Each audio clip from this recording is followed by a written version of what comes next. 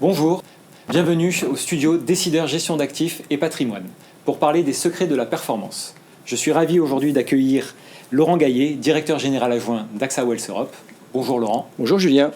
Nous allons parler ensemble des charmes de l'assurance vie luxembourgeoise. Je vous propose de rentrer tout de suite dans le vif du sujet et que vous nous parliez un petit peu du bilan que vous tirez de l'année 2020 pour l'assurance vie luxembourgeoise et plus particulièrement pour AXA Wealth Europe. Aujourd'hui, je vais essayer d'être concret pour vous expliquer pourquoi, en fait, je considère qu'effectivement, le Luxembourg et notamment le contrat luxembourgeois sont toujours au hit parade en fait, de la gestion de patrimoine et de la gestion de fortune. Alors, l'année 2020, évidemment, comme tous les pays, le Luxembourg a été touché par la crise sanitaire, par cette pandémie, et évidemment, les assureurs en ont aussi fait les frais, mais sans vent de panique. C'est-à-dire que ce qu'on a pu observer, c'est évidemment une moindre collecte, puisque sur la France, puisque ici on est en France, sur la France, on devrait avoisiner en fin d'année avec peut-être un rallye là, ces derniers temps, entre 6,5 milliards et 7 milliards de collecte sur l'assurance vie en LPS, donc en libre prestation de services, ce qui était un challenge parce que le Luxembourg vit, en tout cas les assureurs luxembourgeois vivent de la libre prestation de services, et la libre prestation de services, ça veut dire aller distribuer sur les territoires étrangers. Et donc, quand vous avez une interdiction, voire une limitation des déplacements, c'était une gageure, c'était pas évident. Donc, finalement, la baisse est relativement importante, environ 30%, mais avec une collecte qu'on va dire sélective, puisque nous sommes toujours au Luxembourg, à l'inverse de la France, avec une clepsydre inversée, c'est-à-dire 30% de fonds garantis et puis 70% d'unités de compte. Et contrairement à la France, qui est un petit peu à l'inverse, même si ça a beaucoup progressé, à 32-33% en fait sur les unités de compte. Donc véritablement, le Luxembourg reste, malgré les masques que nous ne portons pas aujourd'hui, un poumon financier inévitable pour la gestion de patrimoine pour les clients français qui ont toujours, vous parlez du charme, qui sont toujours charmés finalement par le Luxembourg et son contrat d'assurance vie luxembourgeois. D'accord. Et Laurent, donc, dites-nous-en un peu plus quand même sur AXA Wealth Europe. Alors AXA Wealth Europe, c'est plus une start-up, ça fait maintenant 4 ans que le contrat L'Affinity Europe a été lancé donc, au Luxembourg. Et bien disons que qu'est-ce qui caractérise l'année 2020 pour nous ? Une croissance soutenue. On va faire environ 400 millions d'euros de collecte sur le marché français. C'est une croissance sélective. On collecte moins que l'année dernière, mais avec beaucoup plus d'unités de compte, ce qui est notre vrai ADN. Je ne suis pas allé au Luxembourg il y a 5 ans pour faire du fonds garanti et du fonds euro. Donc on va avoisiner les 70% d'unités de compte. Donc ça, c'est la première chose. Et puis avec toujours notre totem qui est la qualité de service. Alors je sais que la qualité de service, c'est beaucoup de mots, mais nous, on a des engagements de délai qu'on doit respecter. On est objectivé là-dessus. Et là encore, je pense que la satisfaction de nos partenaires, d'ailleurs, qui s'est retrouvé dans le classement en tant qu'incontournable de l'assurance vie. Je pense que la qualité de service y est pour beaucoup. Et la qualité de service, c'est une chaîne de valeur qui va du front au back, au compliance, de manière à servir au mieux nos apporteurs d'affaires, gestionnaires de patrimoine, banquiers ou family office. Ça, c'est la première chose. La deuxième chose, c'est que nous souhaitons également développer ce qu'on appelle la figitalisation, la digitalisation étant parfois un petit peu réductrice. C'est pas simplement un outil, c'est un état d'esprit. On veut garder cet état d'esprit très start-up et en même temps avec des outils qui nous permettent de donner le maximum de valeur ajoutée à nos commerciaux, qui sont des commerciaux 3.0, qui ne se limitent pas à des informaticiens vendant du contrat d'assurance vie. En fait, c'est l'outil au service du commercial et pas l'inverse. Justement, par rapport à ce contrat luxembourgeois, qu'est-ce qui le différencie du contrat français ? On a toujours, et ça je crois que c'est important de le rappeler, ces éléments structurels qui font le succès du Luxembourg, à la fois pour le pays et pour le produit. Le pays, parce qu'on est toujours un pays qui n'est pas endetté, 27-28% du PIB, donc de dette publique versus PIB, par rapport à nos voisins français, allemands ou belges, évidemment, c'est pas tout à fait la même chose. Et ça rassure, le fait qu'on ne soit pas endetté. C'est un pays 3A, et encore récemment, nous avons été notés par les 3 agences, et à chaque fois, on maintient notre notation 3A. Les gens ont toujours le syndrome, vous savez, le syndrome chypriote de la ponction, l'ultime ponction, le sacrement patrimonial de l'ultime ponction en fait, et donc ça c'est important.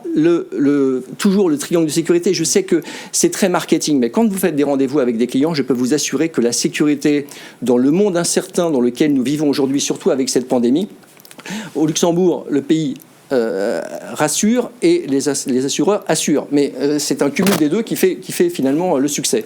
Alors vis-à-vis du contrat français, je continue. Ces éléments structurels, donc liés au pays, liés à la capacité de faire beaucoup de choses avec nos enveloppes différenciées.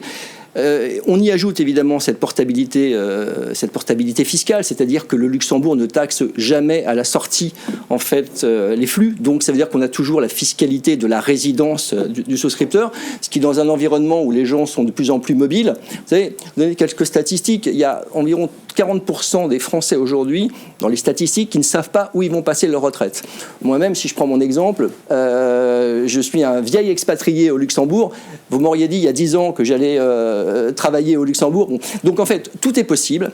On l'a vu malheureusement avec le signe noir de Taleb, avec cette pandémie, mais tout est possible sur la mobilité internationale des gens. Et donc, le contrat luxembourgeois, il permet d'anticiper des déplacements, il permet d'anticiper des situations qui ne sont pas encore prévisibles aujourd'hui. Et ça, donc, c'est un élément important quand vous faites de la gestion de patrimoine et quand vous vous inscrivez dans la durée, d'anticiper des situations qui ne sont pas prévisibles aujourd'hui. Finalement, le contrat luxembourgeois, c'est la capacité d'anticiper un avenir incertain. Et cette réponse-là, eh bien, il est le seul contrat finalement à pouvoir l'anticiper versus un contrat français, voire même un contrat irlandais. Ça, c'est la deuxième chose.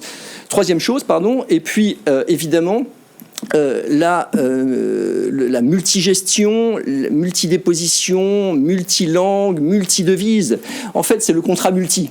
On a une capacité à faire énormément de choses, puisque, comme vous le savez, de plus en plus, il y a une problématique de rendement sur les fonds garantis ne rapportent plus rien. On voit bien d'ailleurs avec ce que l'on vit aujourd'hui avec la surépargne sur des livrets réglementés, sur des PEL, qui ne rapportent plus rien. C'est-à-dire que, en fait, on a, avec ces taux négatifs, une vraie pédagogie au niveau des gestionnaires de patrimoine, au niveau des banquiers, au niveau des family office et nous assureurs, une vraie pédagogie par rapport à des souscripteurs, par rapport à des clients qui surépargnent sur des produits qui leur font perdre de l'argent. Alors, c'est là qu'on retrouve d'ailleurs toute la dimension psychologique de la gestion de patrimoine. C'est-à-dire que les clients préfèrent finalement placer sur des produits qui ne rapportent rien, voire qui leur font perdre de l'argent, plutôt que de considérer qu'ils ont d'autres types de supports qui pourraient à la fois les rassurer et en même temps leur permettre de gérer plus intelligemment la désépargne. Parce que notre job, notre rôle, nous, d'assureurs et de gestionnaires de patrimoine,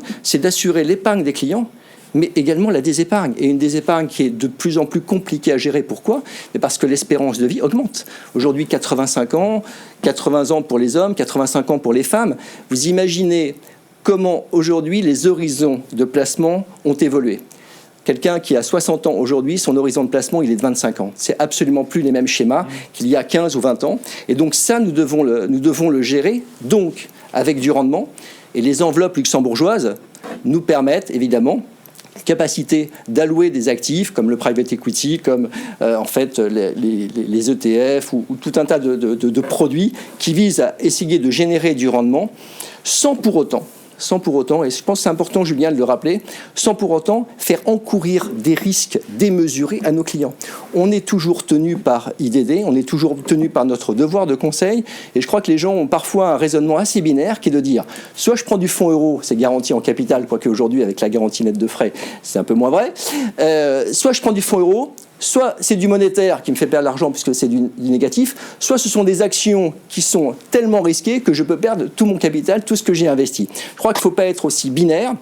Il faut pouvoir faire, effectivement, comme je disais tout à l'heure, une répétition, parce que la pédagogie, c'est que de la répétition, en indiquant qu'il y a des placements alternatifs qui permettent aux gens à la fois de gérer sur la durée, avec des rendements, et en même temps qui ne monopolisent pas, qui leur permettent toujours de l'avoir aussi de la liquidité. Parce que c'est ce que souhaitent les gens. Ils veulent du liquide au sens disponibilité des fonds. Bien sûr. Et donc comment on fait alors dans ce cas-là ? Parce que effectivement vous abordez un vrai sujet, c'est-à-dire qu'on sait qu'il y a 200 milliards de personnes qui ont épargné sur des livrets A, comme vous dites, qui perdent de l'argent. Ouais.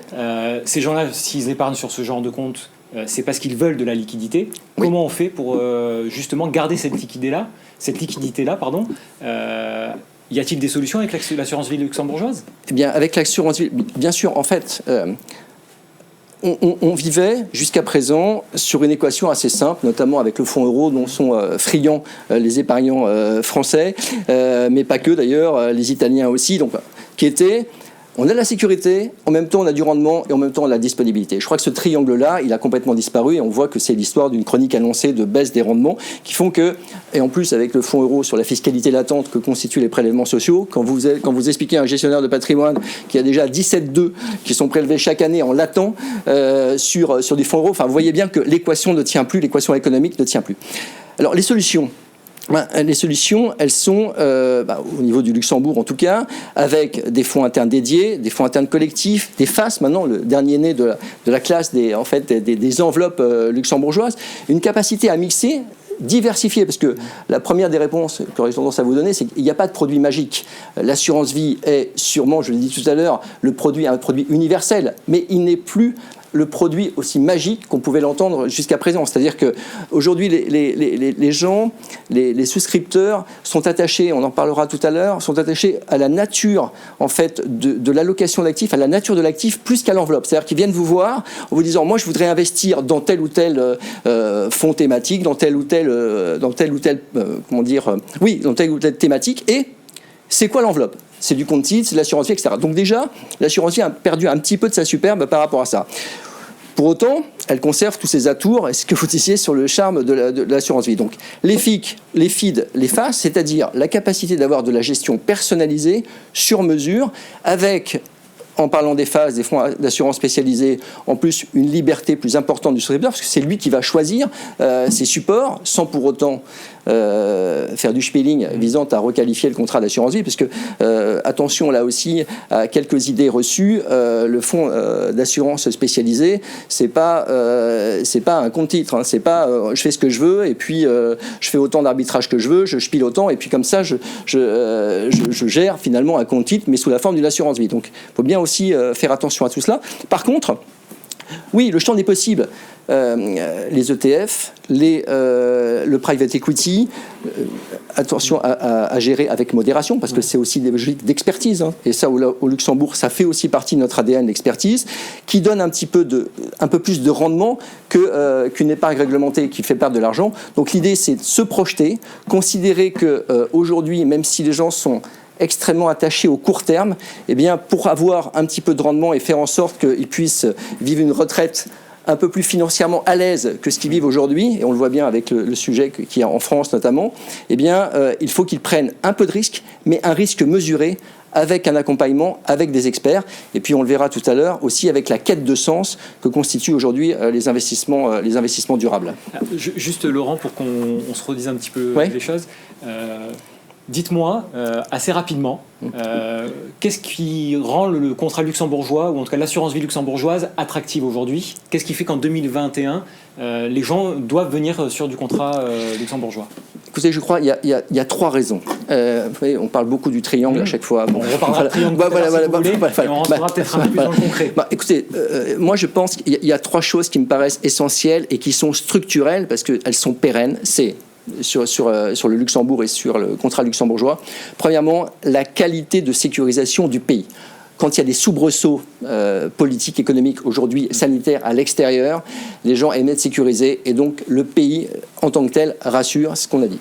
Le produit, l'assurance vie luxembourgeoise, vous le savez, et encore une fois, ça n'est pas qu'un argument marketing parce que les clients nous en parlent, c'est aussi une protection contre la faillite d'un assureur, c'est la protection, c'est le super privilège, c'est le fait que les gens, quand ils placent de l'argent au Luxembourg sur un contrat luxembourgeois, ils ne sont pas soumis aux règles, notamment françaises, avec une faillite à 70 000 euros. Ils ont une capacité, en fait, à récupérer leur épargne, à condition, évidemment, récupérer leur épargne et pas simplement récupérer leur mise de départ. Tout dépend après comment ça fructifie, on espère, avec succès pour eux. Ça, c'est la deuxième chose, le produit. Et puis, troisième chose, qui me paraît essentielle, et moi, ça a été vraiment quelque chose qui a été importante pour moi quand je suis parti au Luxembourg, c'est l'expertise. Le Luxembourg, c'est le pays de la réflexologie patrimoniale, et avec des équipes qui non seulement anticipent les questions futures, parce que comme je parlais de la mobilité internationale, mais à côté de la réflexologie, c'est la réflexothérapie, parce qu'on a toujours des solutions.